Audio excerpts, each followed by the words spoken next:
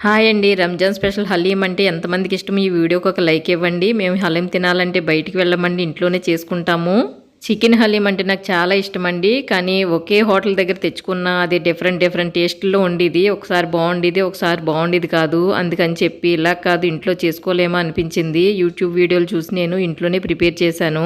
First time try చేసిన చాలా బాగా వచ్చిందండి. టేస్ట్ చాలా బాగా నచ్చేసింది నాకు. ఇంక అప్పటి నుంచి ఎప్పుడు కావాలంటే అప్పుడు ఇంట్లోనే హ్యాపీగా హలీం చేసుకుని తినేస్తాం మేము. వేడి వేడి హలీంని బౌల్లో వేసుకుని దీనిపైన కొద్దిగా పుదీనా, అలాగే నెయ్యిలో వేపించిన జీడిపప్పు, నెయ్యిలో వేపించిన ఆనియన్స్ వేసుకోవాలి. అలాగే 2, 3 డ్రాప్స్ నిమ్మరసం, కొద్దిగా నెయ్యి తగిలించి తింటే ఉంటుందండి దీని టేస్ట్.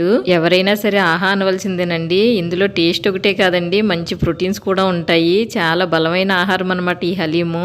పిల్లలకు కూడా చాలా మంచిదండి. మీరు కూడా ఇంట్లో ఒకసారి ఇలా ట్రై చేయండి. ఫుల్ వీడియో కావాలంటే కామెంట్ చేయండి. నేను ఇంకా హలీంని ఎంజాయ్ చేస్తూ తినేస్తున్నాను.